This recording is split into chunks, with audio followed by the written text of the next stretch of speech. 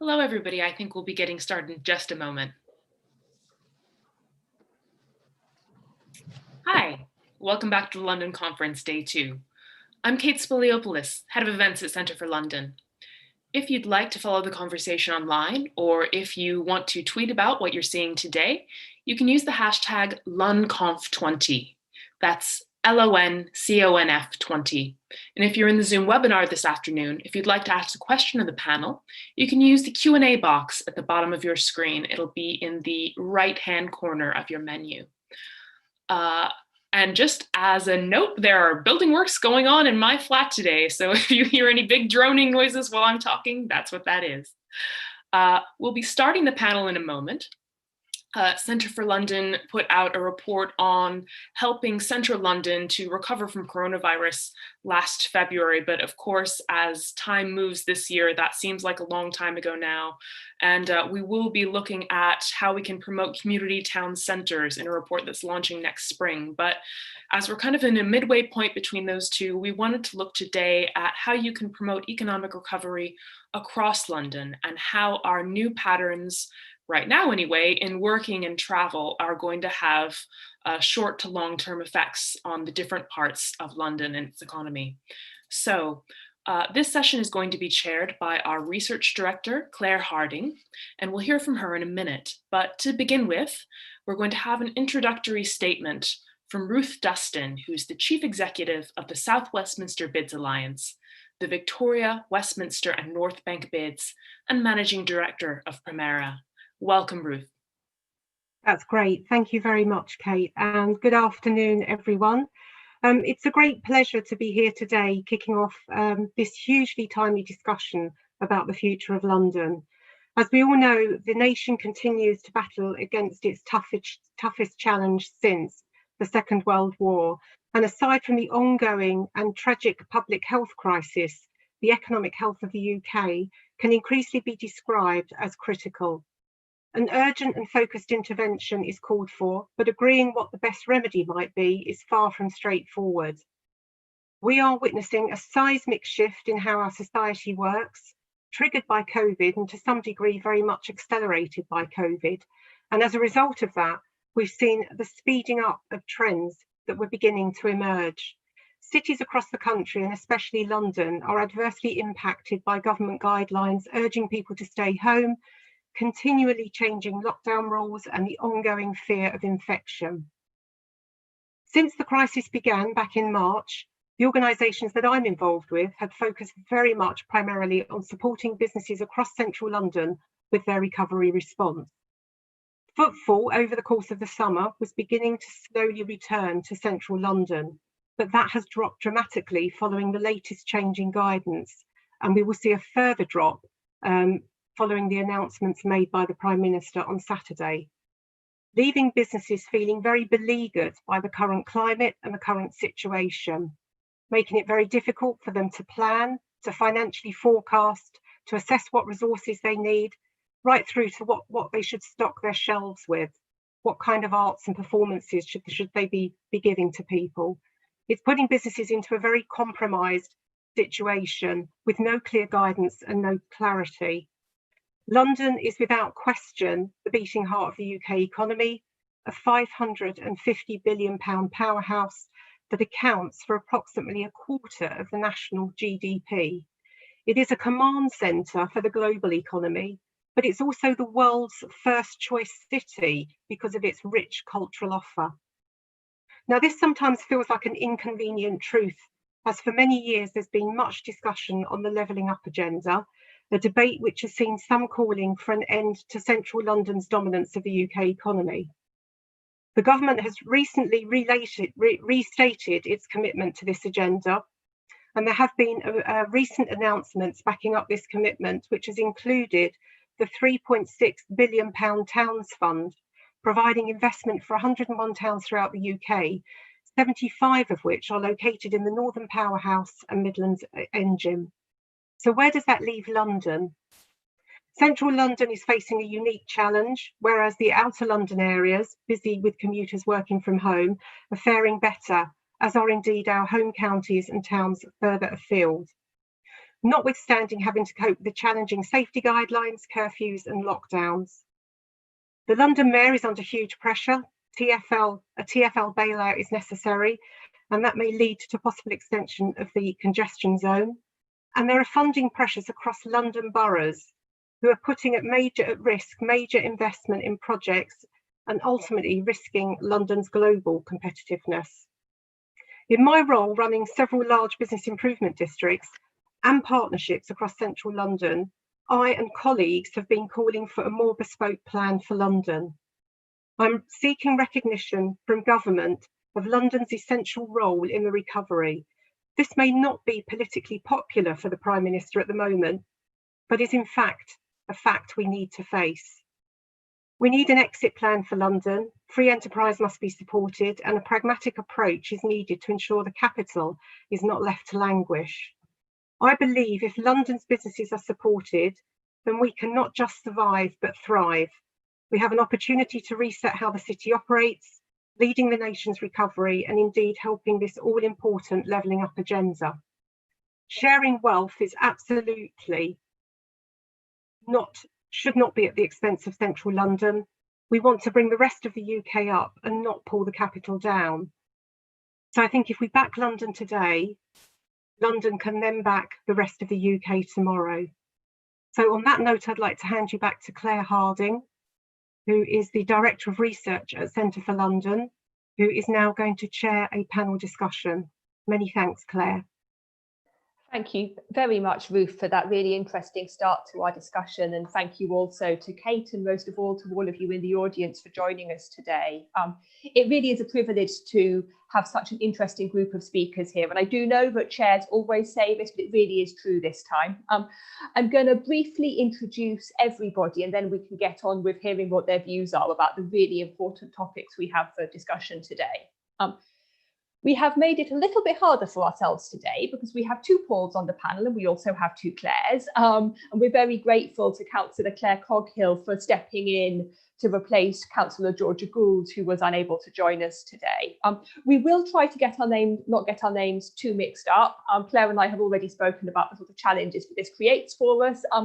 If you're asking us a question in the Q&A or if there's something you'd like a particular speaker to address, please try to make it clear which Paul or which Claire you would like us to be talking to. So our panel today, Paul Scully is the Minister for London and the MP for Sutton and Cheam. Councillor Clare Coghill is the leader of Waltham Forest Council and the London Council's executive member for skills and employment. Vidhya Alakeson is the Chief Executive of Power to Change, who do amazing work supporting community businesses and who we're also working with on Centre for London's Community Town Centres project, which Kate mentioned during the introduction. And last but very much not least, Paul Williams is the CEO of the Derwent Group and the Vice Chair of the Westminster Property Association, which makes him, I think, one of the best possible people to talk to about central London restaurants, shops and offices. I'd like to start with a question for all of our panellists to answer in turn, so I'll call on you. And then after that, we're going to move on to a bit more of a general and free-flowing discussion. So if you're in the audience and there's a particular question that you'd like to see involved in that discussion, as Kate said, please do put it in the Q&A or upvote questions that you particularly like. So the first question to our panellists today, we know that coronavirus has had a really major effect, as Ruth said, on the city centre, and a different but still very serious effect on our smaller economic centres, our high streets. What do you think a balanced recovery would look like, and what should we do to get there? So starting, if I may, with Paul Scully. Thanks, Claire, and thanks very much for putting this conference on, Centre of London. It's always good to speak to you and participants.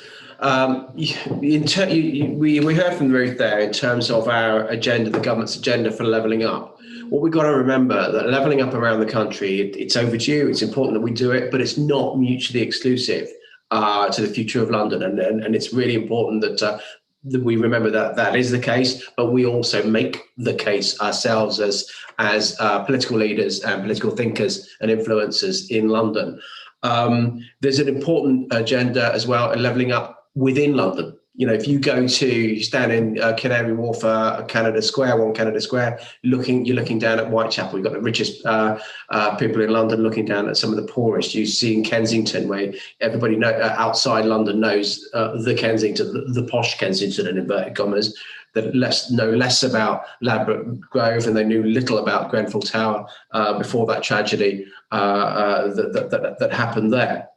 So we've got to remember that. You're right. Ruth was right to say that it is an economic powerhouse. The West End alone. So park the city in Canary Wharf for 1 second. Just the West End is 3% of the entire UK's GVA. So yes, it's the financial services, it's law, it's insurance, and all of the trades that we know London for. But it's also the creative sector, the hospitality sector, the retail sector, and the cultural sector that we have in the West End. That is an amazing driver just for the economy in pure bottom line terms, but obviously in terms of culture as well. So we talk about 15-minute cities. We talk about making sure that people can live and work closer to their in their smaller town centres, with Clare, Coghill in Waltham Forest, me in Sutton in South London.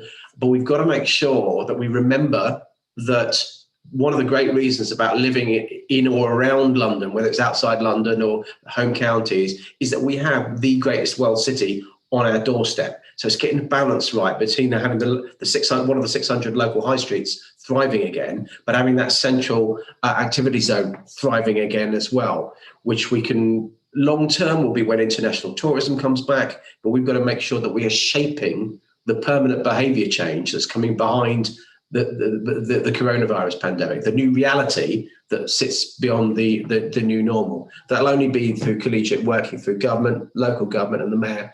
In turn, and with the voice of business very much in the middle of that, and the voice of culture in our communities very much in the middle of that.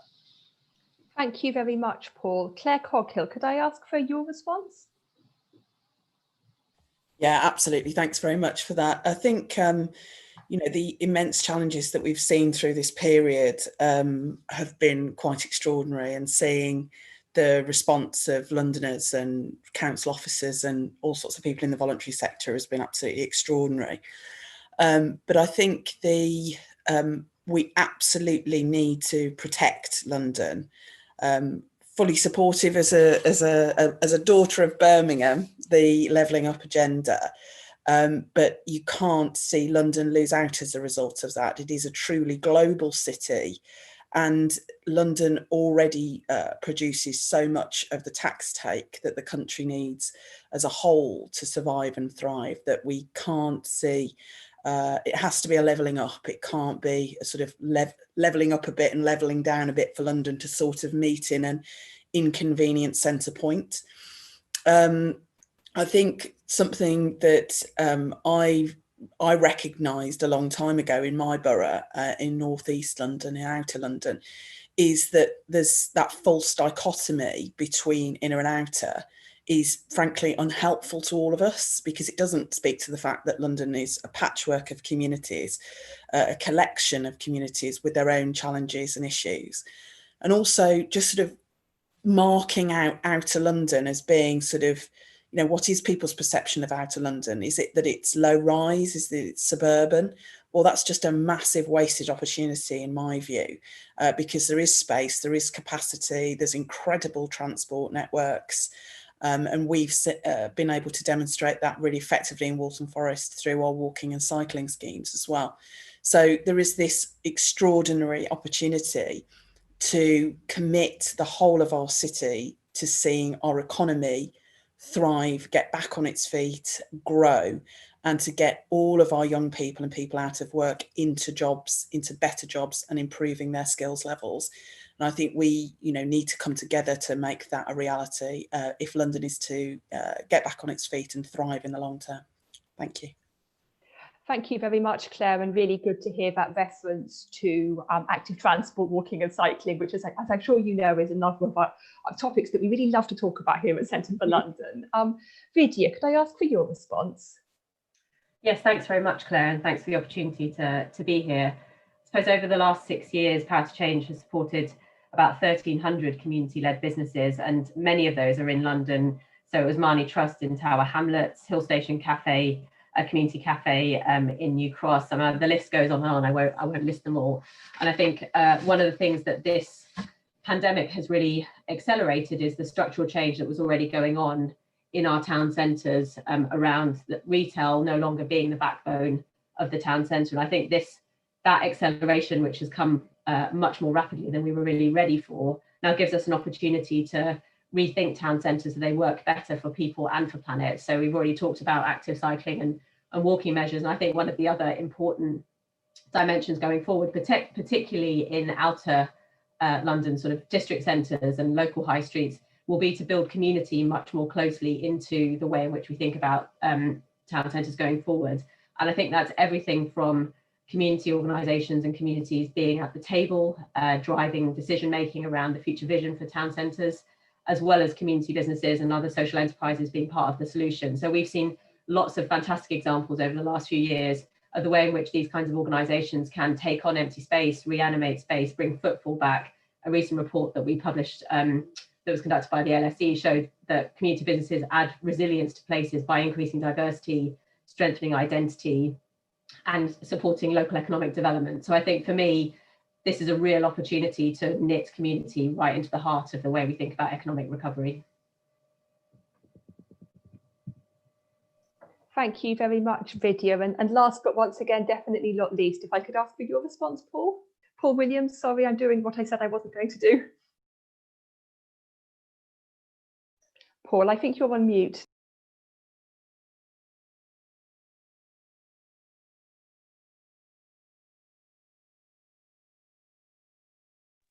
Schoolboy error, I'm on mute apparently, but I wasn't. I would just say that Paul, the other Paul, was much better looking than me. But actually, firstly, about London. I mean, London is a truly global city. If I travel anywhere and people ask me where I'm from, I always say London. I don't say the UK, because London has got a massive pull. If you think of the amount of inward investment that wants to come into London, it's really remarkable. But I also want to pick up on the point that others have made is, you know, our portfolio, we're an investment company. Our portfolio is mostly in central London.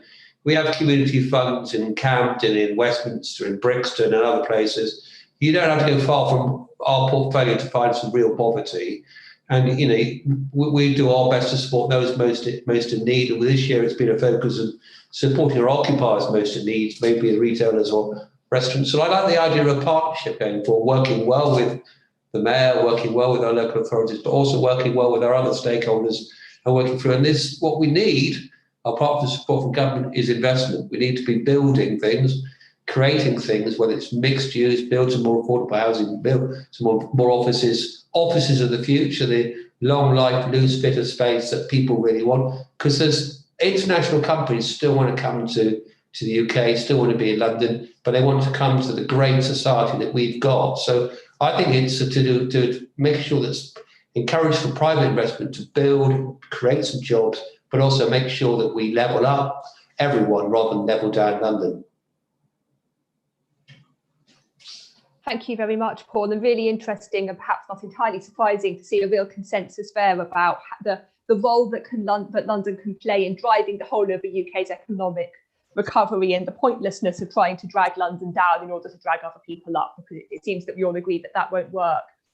I'd like to pick up that point that I think all of the panelists have alluded to in different ways about how poverty and wealth are so close to each other in London, and how our city is the most extraordinary patchwork of places, and ask, as we recover from coronavirus, what's the one thing that you would do to make sure London emerges more equal rather than less equal? So I'm going to start with Vidhya, if that's okay, Vidhya, and then maybe other people can jump in. So I think part of equalising things is around property ownership. I think we need to have much greater kind of community and public ownership of place, so that we can really have curation of place and start to build places that really work for people of all different kinds. You know, each place will need to look different and reflect the needs of its local community. But I think one of the challenges of curating of place in the UK at the moment is the fragmented ownership of place. It's very hard to curate town centres as they currently stand because of that fragmented ownership. I think there are real opportunities, given the current crisis, to really drive up public and community ownership, so that we can have long-term stewardship of place and make places work well for people. And in doing so, start to build places that actually really reflect their local communities and address that entrenched inequality that has only been brought even more to light by COVID. Thank you very much, Vidhya. Would someone else like to jump in and respond to Vidhya? Claire? Yeah, great. What a brilliant question, and really support what Vidhya said. I think lots of my experience as a councillor and as a council leader speaks to that. But it's interesting that Tower Hamlets has been mentioned, because I used to live in Rosefield Gardens, which is an ex-local authority block in the shadow of Canary Wharf. And, you know, those same cheek by jowl situations exist right across London.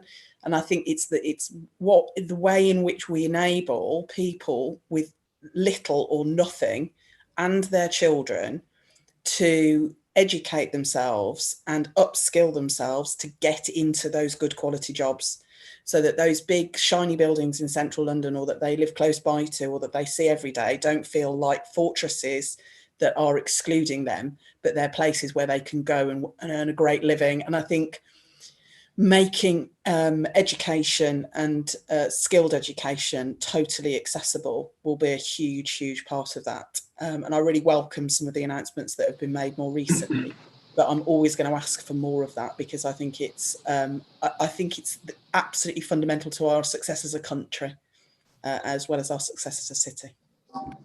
Yeah, if I can come in as well, Claire, I think it just both Vidhya and Claire are absolutely right in terms of the medium long term, and making sure we got the skills, making sure we got the opportunities for people in Tower Hamlets and Waltham Forest and Sutton and whatever to grab hold of the opportunities that London has, and clearly in terms of making sure that we protect our community assets and increase our community assets.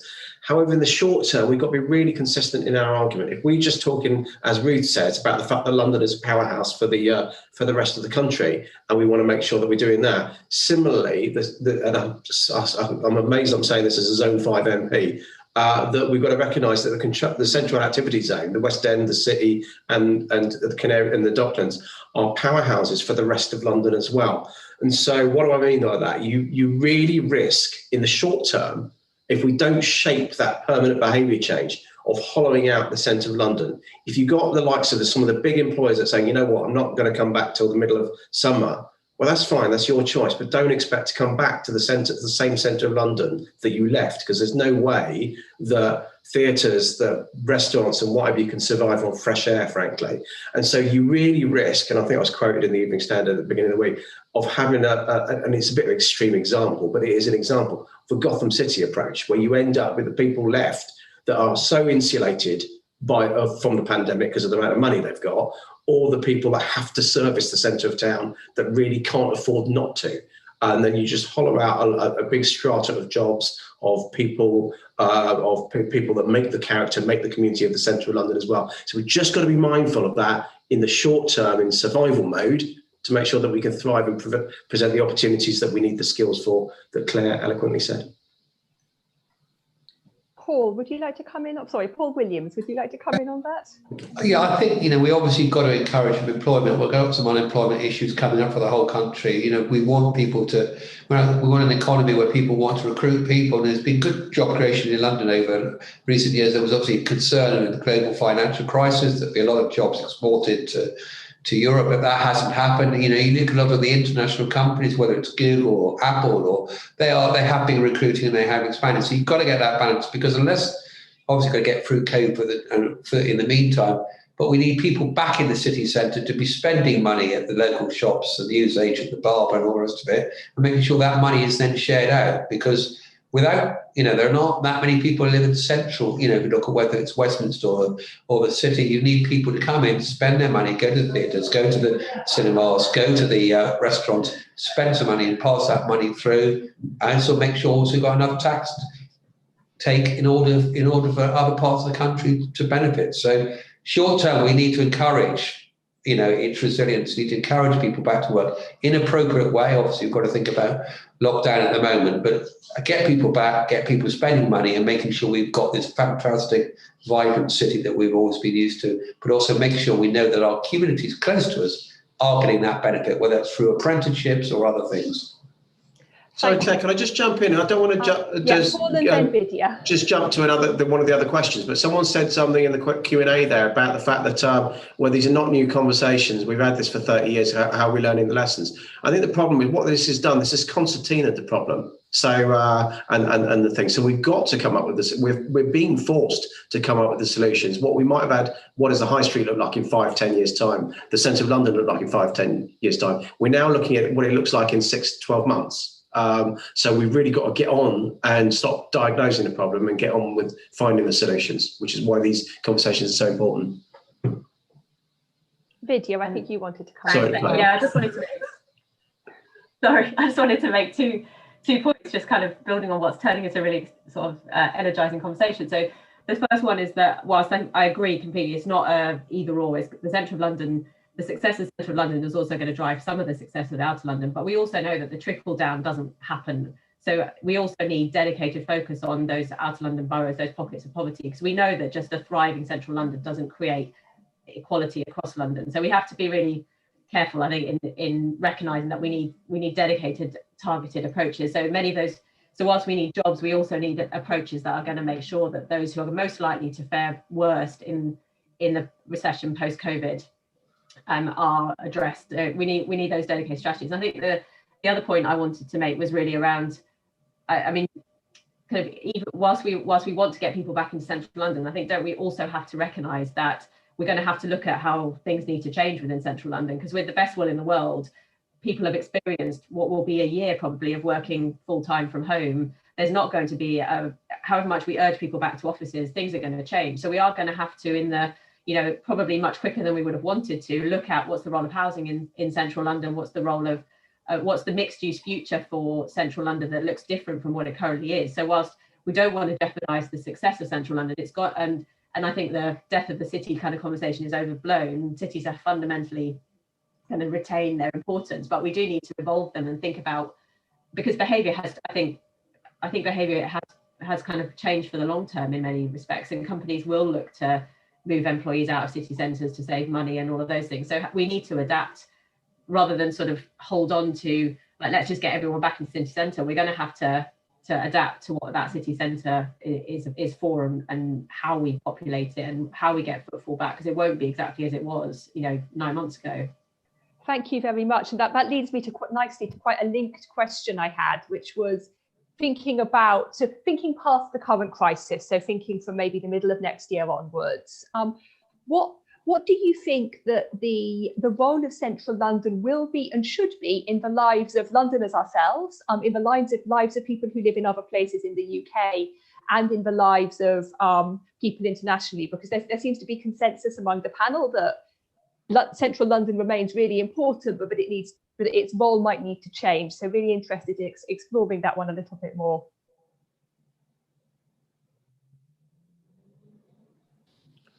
I'm not sure the role overall is going to change that much. I just think the components within it, as Vidhya said, are going to change.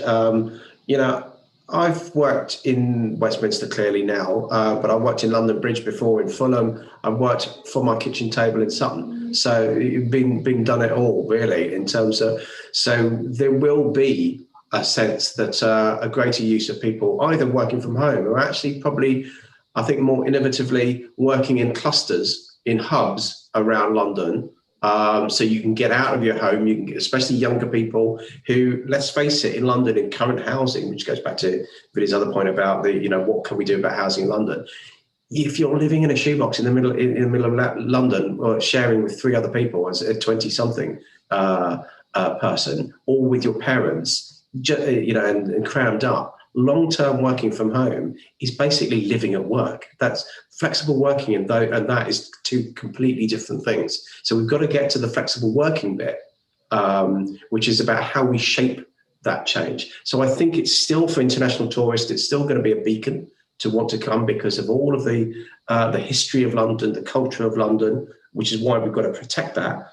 But the dynamics within that is going to shift.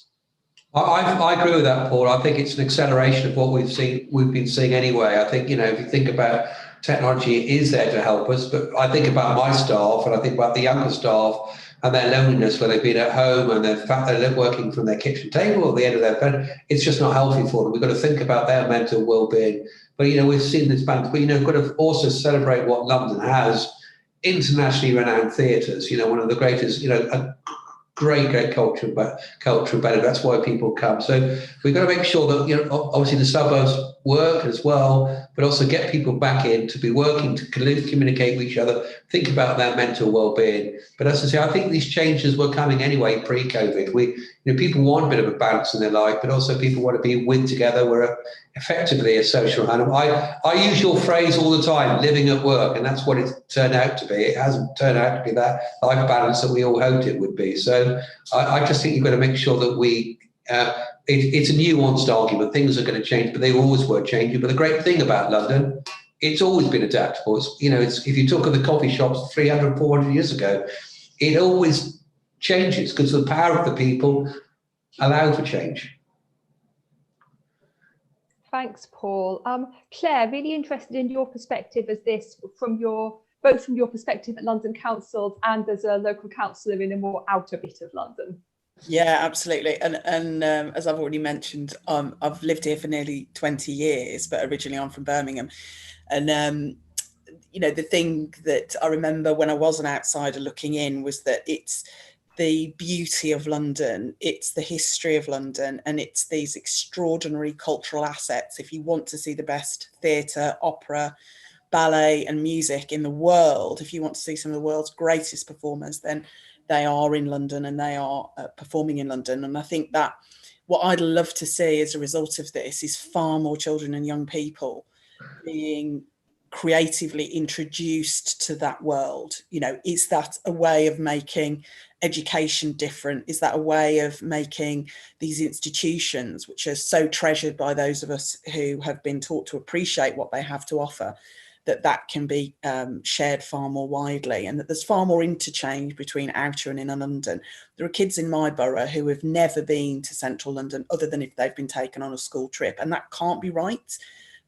That has to change, and we have to think really creatively about doing that. And I think also there's this wonderful opportunity. I'm prompted by a comment in the chat from Amber Alfaroff, because that sounds really interesting to me. One of our great assets is 500 hectares of green open space in the form of Walthamstow Wetlands. It's in a category with the Nile and the Amazon because it has specific bird life that comes and lives there for a period of the year. And that's not just an asset for Waltham Forest, it's an asset for the whole of the city. And it's on a tube station. All of these assets, particularly green space for people who are living in these really cramped conditions, they need to know about them, they need to feel welcome, and that it needs to be accessible for them. So I think if we can think far more creatively about how we open up our boroughs and think in a less insular way, I think many more Londoners will benefit. Thank you very much. Really interesting. I'd just like to pick up on something that's been mentioned in the chat and I think in the Q&A as well about residential development in central London, because we've talked a lot about more business happening in outer London, to use the term very generically, and I know outer London is hugely diverse. Does that mean that we should also have more people living in inner London? Paul Williams, you've unmuted, which makes me think that you might want to say something. Obviously expensive. We do. We're mostly offices at Derwent, but we do provide some mixed-use developments, and we provide a good level of affordable housing, which is great. We've just done a big scheme up in Camden where we've got a mixture of private residential. We've got a park we've created, a little pocket park. We've created some affordable housing. We've got some retail, and we've got a restaurant. We've got some offices, and actually the offices are helping to pay for all the rest. And you get a nice mixture of different uses. And I think that's what I like about it, because you've just come across different types of uses. So to encourage people back into town would be good, but obviously it's relatively expensive. They come back to the power of London, the pull of London. People internationally want to come and have their children in normal times at university in London. They're willing to pay reasonably big prices. You've got a demand and supply issue there. There is a strong demand for things. You've got to get that balance. So making sure planning is balanced, that you can get a mixture of some value creation, some job creation, retail, restaurants, but also some affordable housing. And I think that's one of the biggest challenges for London post-COVID is the affordability of London, because it is, it's a relatively inexpensive city. Thank you very much, Paul. Other thoughts on whether we should be allowing relaxing planning restrictions a bit to allow more housing in inner London?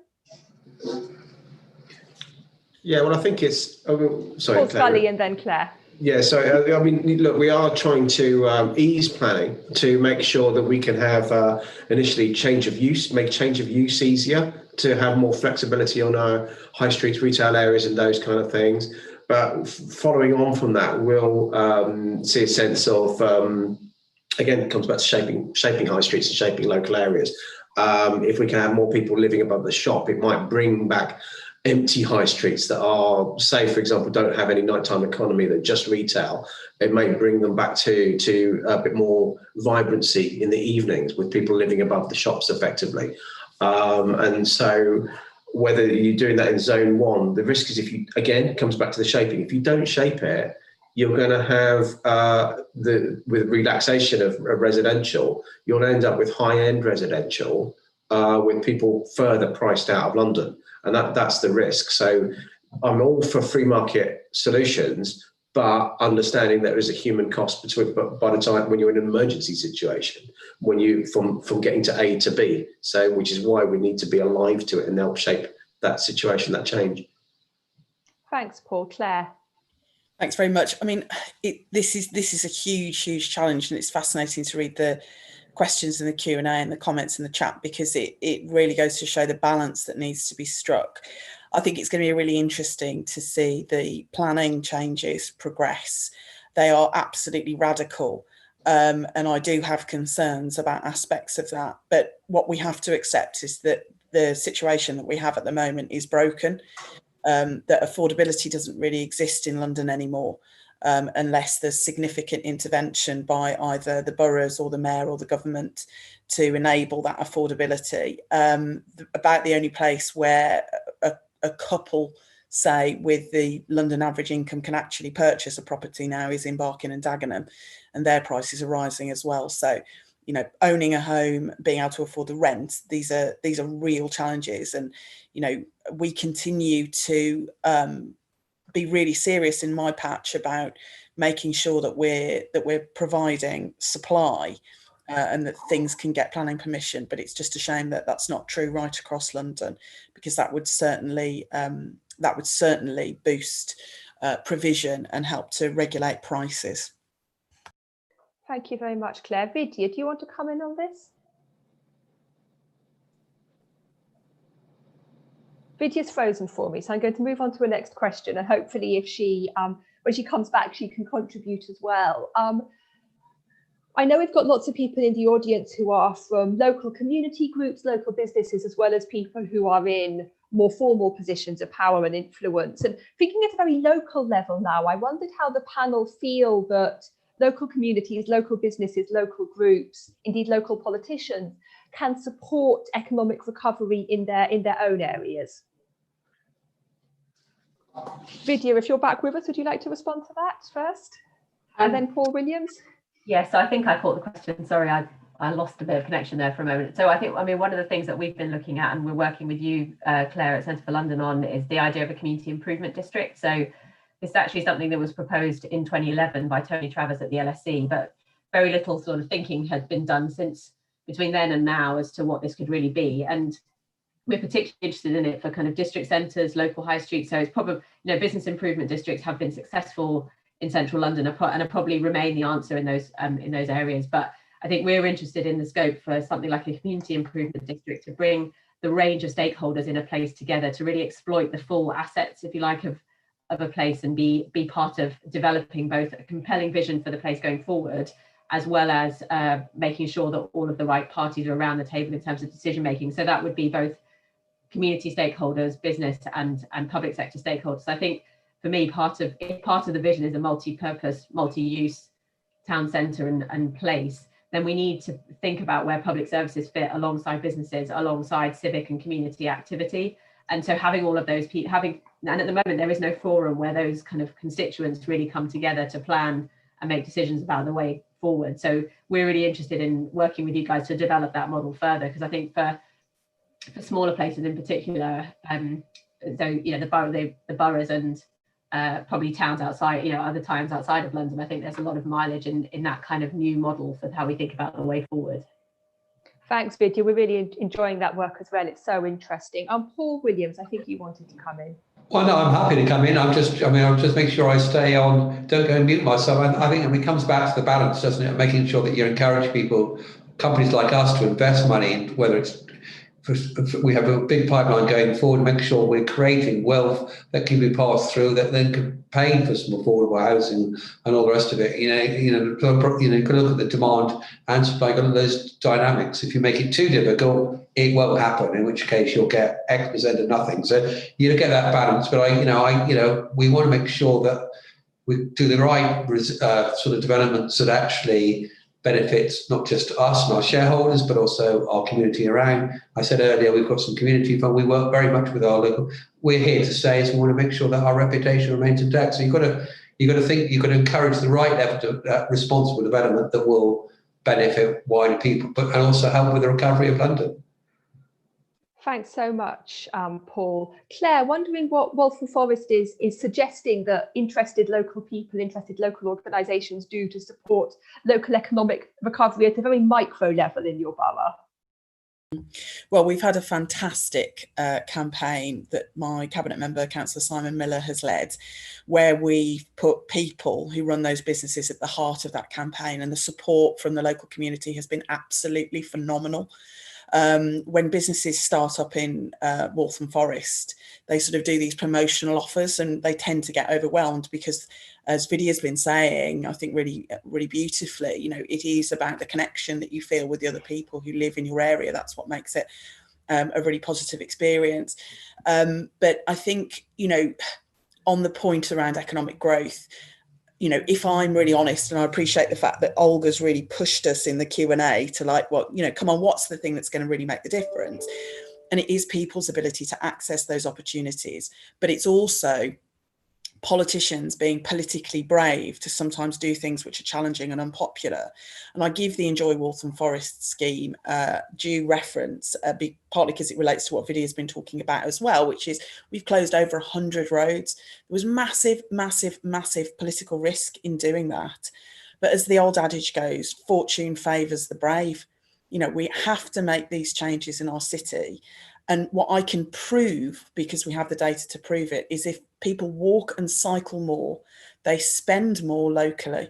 So that is the future. We've got the answer. We've put it into practice. We've taken the political flak, so others don't have to in the same way. We've proven the concept, and we just need to see more of this stuff happening. But we're going to need the investment to make that a reality as well.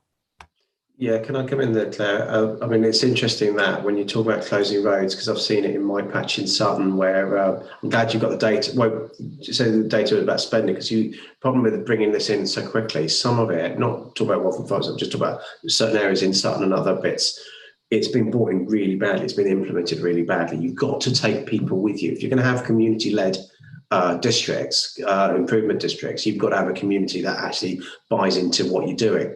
So you see some of these COVID cycle lanes in Sutton that actually were smack bang outside Halfords, who have done amazing work in the cycle voucher scheme. They thought they were temporary roadworks. They were selling cycles, flying out their shops, and they thought this new cycle lane was a temporary roadwork. So there's a massive disjoint between the implementation of that particular scheme and the aims that I think we can all get behind about encouraging cycling and walking.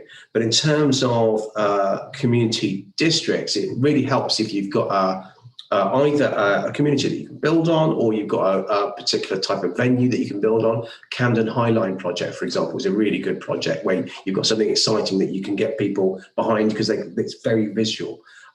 In terms of Croydon, you get Tech City and the work that they're doing around there. I remember the 2011 London riots, so you remember the pictures in Clapham of people with their brooms coming down, tidying up their own high street and Northcote Road there. Well, when the retail opened on July the 4th this year, after the first lockdown, I was in Northcote Road. And I think, oh, crikey, yeah, this is where I remember seeing those pictures. And lo and behold, the stories that I heard from the local retailers and people using those stores again were saying how fantastic it was that the small independent stores had pivoted to be able to have more community-facing work that they were doing whilst they couldn't do their main level of business. So community buy-in is so, so important.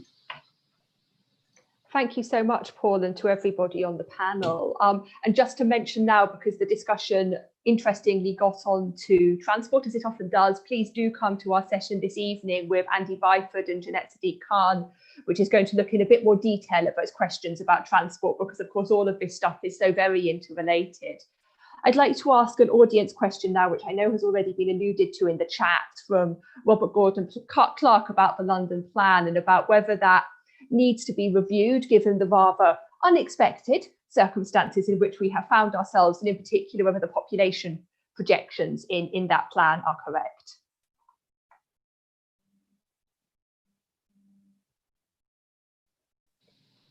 Claire's smiling, which I'm going to take as an indication that she'd like to say something. What, the politician wants to get on and say something? Yeah. Never. You can rely on me and Paul to want to get stuck into that. I think it's a fascinating point. Not surprised to have a great question from Robert. You know, is this something that should happen? Yeah, probably. That sounds like a very sensible thing to do in the very changing moment in which we find ourselves. But also because these processes run so very, very slowly. And they are based on certain assumptions when the processes are started. And if the world changes in the meantime, then we're foolish not to accept that and look again. I'm always reminded of local government and the world we live in. You know, we're like the Red Queen in Alice in Wonderland. We're all running, but the landscape's moving alongside us. So we have to try and be responsive to that and certainly realistic about it. Thanks so much, Claire. Vidhya, do Power to Change feel that the London Plan is a useful document to you? Is it something you want to see revised?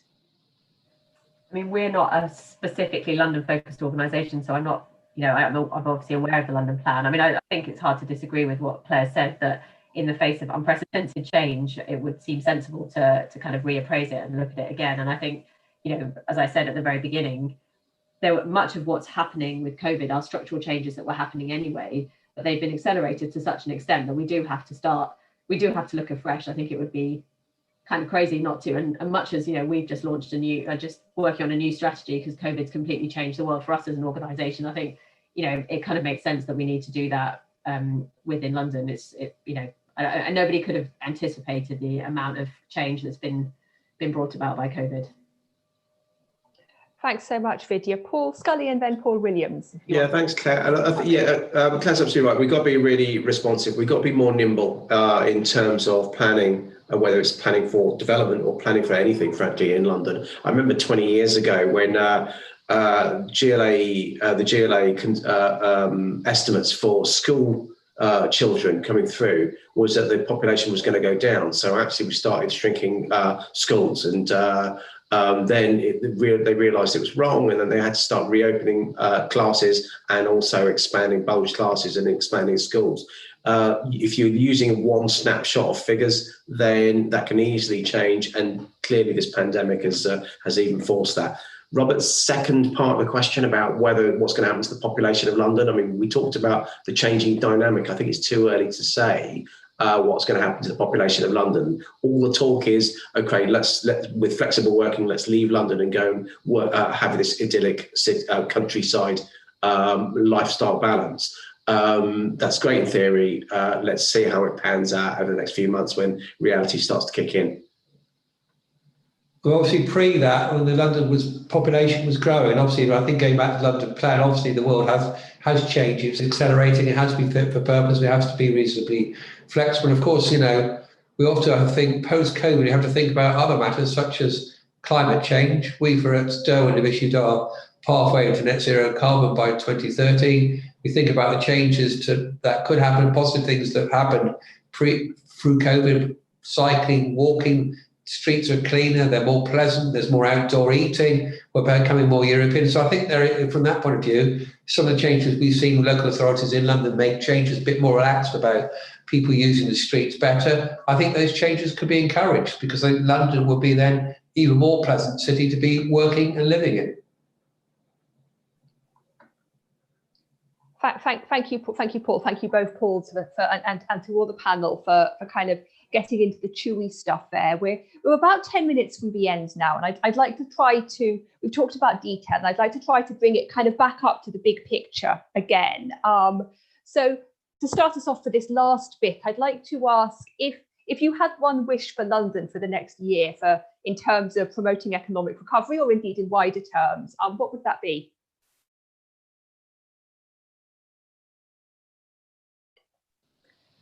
I think it's going to be.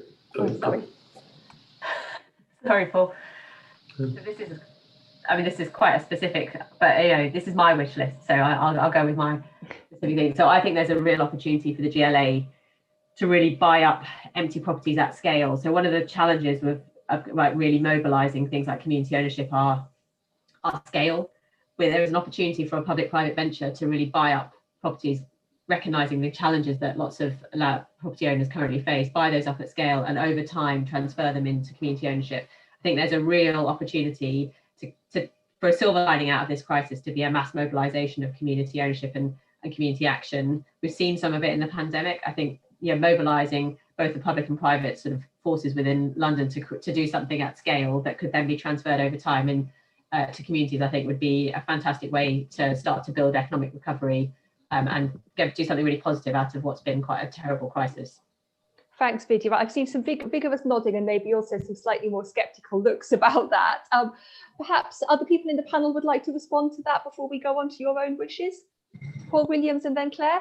Without wanting to be disrespectful, how about a bit of collegiate approach that we're all working together, that central government's working with GLA, was working with local authorities, working with communities, and we all try and work collaboratively in order to get us through this, and maybe we see less noise and more progress and and we less stuff in the media about negativities, and actually think about, we've had a problem, we're working our way through our problem, we'll work together. So wouldn't it be nice to think about the mayor working with central government and vice versa? Bit of a difficult thing for me to say, but that would be good for business, because then actually we're working forward. Thanks, Paul. Claire. Yeah, wholeheartedly agree with that. I think I've always had the view that outside of election time, people expect us to be working together and getting the best for everybody. Of course, they expect us to have a ding dong when it comes to fighting our own corners at election time. But I think now more than ever, we've just got to work together in a really collegiate and grown-up way, and that's what we seek to do in my borough. And I have to say, the way in which the boroughs have worked together at London councils has been absolutely extraordinary through this period. People have really understood the gravity of the situation, and we've worked together cheek by jowl, which has been fantastic. I think if I had one ask, one wish, it would be that for a time-limited period, anybody who was out of work could get access to good quality training opportunities for free. I think that would be an absolutely radical change, and we could prioritise sectors where we know there are going to be jobs in the future and where there is an immediate need. We know we need more people who are trained in the sciences. We know we need more people who are trained in technology. We know we need more people with digital skills. And I think just a short-term relaxation to pump money in. I was reflecting on this, what Roosevelt did in 1929. That's such a powerful thing to do. That's such a powerful thing that only a government could do. And it would have a dramatic and transformative impact on everyone's life chances in our country. So that would be my one big wish. Thank you. And I'm pleased to respond to Paul, because it's not even responding. It's actually the exact same thing I was going to say myself, is to take the dogmatic politics out of this decision making. We need especially at this time, we need a single coherent message. That means getting together, agreeing on what we can agree. If we're going to disagree on certain means of doing things, or even the end point, then that's fine. That's just a grown-up discussion. It's not dogmatic politics. But we do need a single coherent message. That does mean when we're having meetings, don't sit there sitting on a letter that you're going to send to another political body, and leaking it to the press or whatever like that. It's having a grown-up discussion, as we've had many times, Clare, with London councils and on the various economic recovery boards, the London transition boards, the escalation group about the tier structures and these kind of things. And it's important that that seamlessly from private into public as well, so that Paul and other business leaders can actually have a degree of certainty, know what our thinking is, that we're all accountable as politicians, but we can debate and discuss, as I say, in a reasonable way. Thank you, and it's really good to see that there's such consensus about the importance of that collegiate working. From the outside, it really has never seemed more important. There were a couple of points that struck me as particularly interesting for within that, just before we wrap up. Vidhya's point about buying up of assets for community use, and Claire's quite specific point about training, and the importance of helping young people into work. And I wondered if any of the panelists would like to respond just as we end with comments on those. Well, that's very much what we're looking to do in government, is to make sure that we can give people, especially adults that are out of work, into sort of like lifelong learning, putting resource into that. That's effectively a part of the levelling up agenda, because we talk about levelling up as being north-south. It's about communities and the sort of dispossessed and people that haven't had those opportunities. It's so important that we do that. In terms of community assets, whether we're buying up, I suppose it depends on who's buying it up and how we're structuring that. But I use the Camden High Line as an example of where you can get public and private together to beautify an area, to bring it back into use, to bring it back into mixed use that people can then really enjoy for generations to come. But it's that collaboration that will achieve that, I think.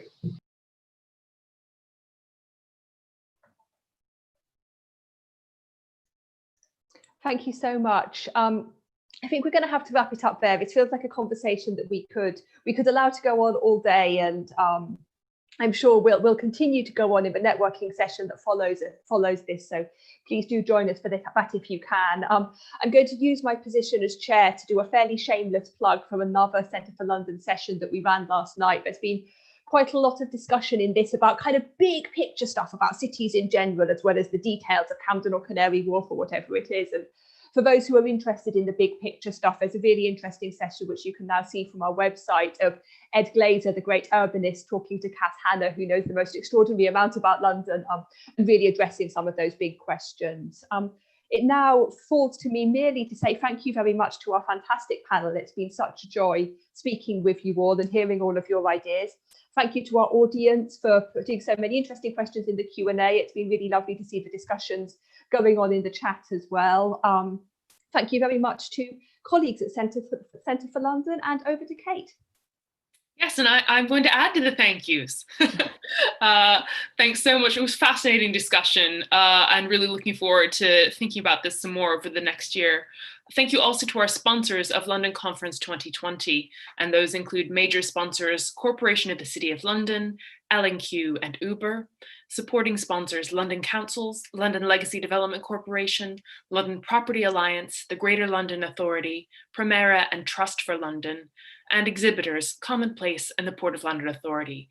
You'll be able to find the details for the Zoom networking meeting in the email you had this morning with your joining details. And those are just really a nice place to go if you'd like to talk to some people that you weren't expecting to talk to today. It very rarely happens these days. And as Claire mentioned, we're having a session tonight on active and public transport with Andy Byford, the Commissioner of Transport for London, and Janet Sadiq Khan, two fascinating people. Such a fascinating year, should be great. Starts at 6 p.m. So thank you so much, everyone, and we will see you soon.